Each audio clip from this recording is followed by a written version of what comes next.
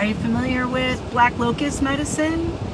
Have you ever seen that tree? Do you know what it looks like? It's pretty beautiful. It looks almost like a Halloween tree where they have like this bark that's like really kind of like gnarly, and it almost looks like big pieces of wood all going in different directions, and the branches are all like super wavy like a Halloween tree. Thank you for joining us on Nature's Mysteries Medicine Show this evening. On episode 12, we're talking about black locust tree medicine. I'm Michele Wildflower, and thank you so much for joining us.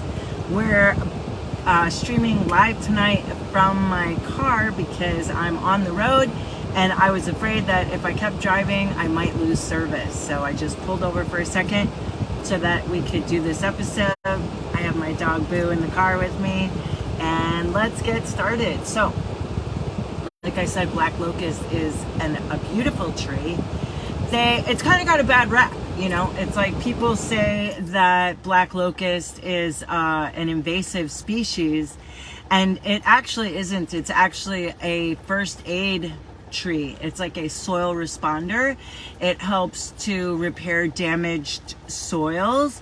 It actually fixes nitrogen in the soil. So it's it's you know, like an amazing tree that helps soils repair themselves and get better. So it's like a first responder tree. So it definitely isn't invasive. And since I found out about it, and I've been noticing them everywhere, they don't grow in big clumps like all together, you know. Like if they were an invasive tree, then there would be like mass quantities of them everywhere like an invasive species. But if you notice, once you see them growing, I think there's only one place that I've seen more than like 6 or 8 trees growing together. So they say that they're invasive, but they're really not. If they were invasive, there'd be a lot more than 6 or 8 of them growing together. And usually I just see like 1 or 2. I actually was introduced to the black locust tree last year. It was in May. And I don't know, I was just driving around in this tree. Like I just kept noticing it like everywhere, just kind of like popping out at me, and I never noticed it before. And I was driving all these same places, and for some reason I just never noticed these trees, and it was just like they were popping out at me everywhere. And so then I asked someone about it, you know, what kind of tree is that? And they were like, it's black locust. And there's so many medicinal properties and benefits to it. The wood is super rot resistant. So it's a very hard wood. It's actually been referred to as ironwood. And there was a war. I'm not really good at remembering wars. I'm way better at remembering herbs and the benefits.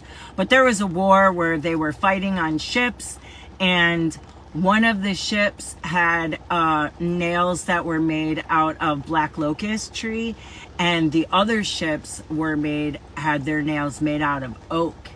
And those ships were blown to smithereens by the cannons, and that is why they won, because they actually had black locust nails. So people like to use it for shipbuilding, for fence posts, for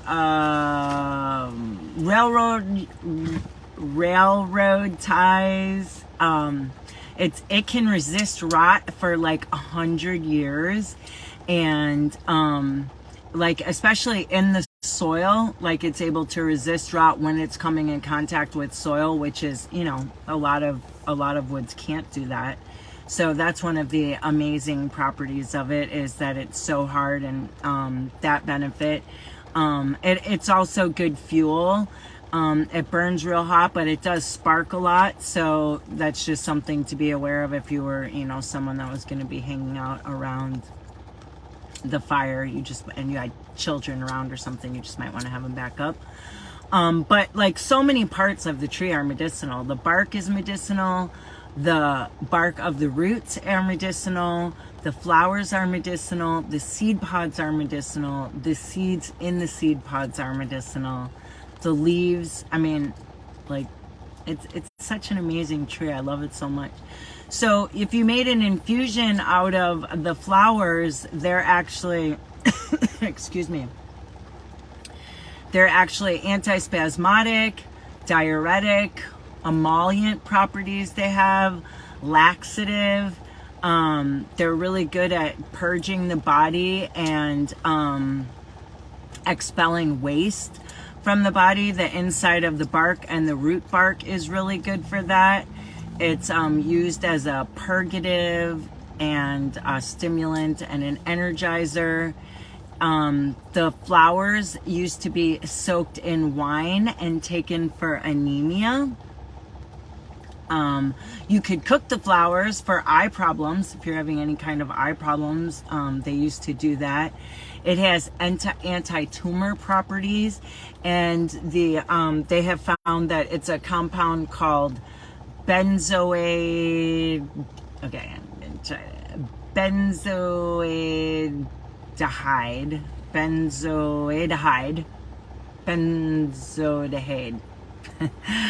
Benzodehyde, and that is an anti-tumor compound that they have found in it.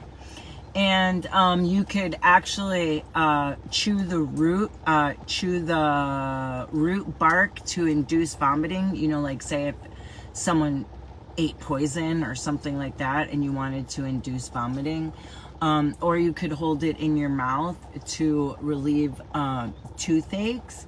And the fruits, berries, especially the seed pods, have narcotic properties. So they've been used as analgesic. So it could be used for pain relieving properties. When ingested, the leaves actually enhance the secretion and flow of bile and soothe aggravated organs. The juice that's extracted from the leaves combats viruses, so it's antiviral. It also helps to control soil erosion.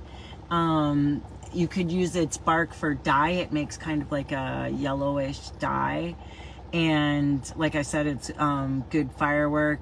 The essential oil from the flowers is actually used in the perfume industry. So, I mean, it's just like so aromatic. It's good for your skin. It's just antiviral. It's got so many good properties. The seeds are consumed after cooking, and you can boil them to remove the bitterness and then eat them like peas. Some parts of it is slightly toxic, which is why you don't see it recommended much by herbalists as a remedy, because it does have some toxic properties. So if you boil them, that helps to remove some of those tannins. And the flowers are used in jams and pancakes. You could actually make fritters with them, like how I put a picture of some dandelion fritters that we made. And you could actually make flower fritters from the black locust flowers too. Like I said, they're part of the pea family. So it's also an excellent bee plant. It attracts bees. And basically you could use it just like any other kind of vegetable. You could use it in soups, in a stir fry. You could use the flowers in salads. Let's see. I think that's about all the information that I have about it. But I mean, that's a lot, right? So the flowers, the seeds, the seed pods, you could boil them up. They were saying that children really like them. So they're kind of tasty.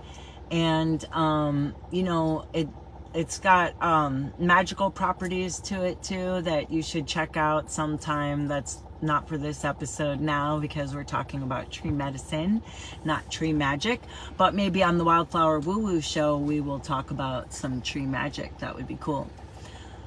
So, just to recap, the flowers are antispasmodic, diuretic, laxative, and emollient.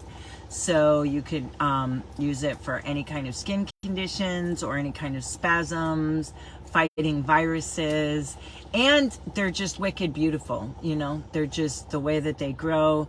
You know, you could connect with it, go meditate, and just connect with the plant. And also I was going to say that if you needed any kind of, you know, if you had the side of your hill eroding or something like that, you could always think of planting black locust trees because they're great for any kind of soil erosion or anything like that. And with their ability to resist rot, they make great fence posts and things like that. So you could use them in your garden, anywhere like that. And thank you so much for tuning in to Nature's Mysteries Medicine Show. We'll look forward to seeing you next time. And if you're interested in taking your plant knowledge a little bit further, you could join our Holistic Health Practitioner program at Nature's Mysteries Academy of Holistic Health. That's actually starting September 12th, and enrollment is now open. We just finished up our spring session and everyone passed, and so now we are going to be releasing a bunch of new holistic health practitioners into the world that will be trained highly in what is good for you, how to boost your immune system, what decreases your immune function, how to grow, harvest, store, prepare, and apply herbal medicine is all some of the components of the program that we go over. If you want to find out more, you can go to naturesmysteries.com and look up Nature's Mysteries Academy and see all of the courses that we're offering. The Holistic Health Practitioner program is the one that upon completion you can apply to become a board certified holistic health practitioner with the American Association of Drugless Practitioners.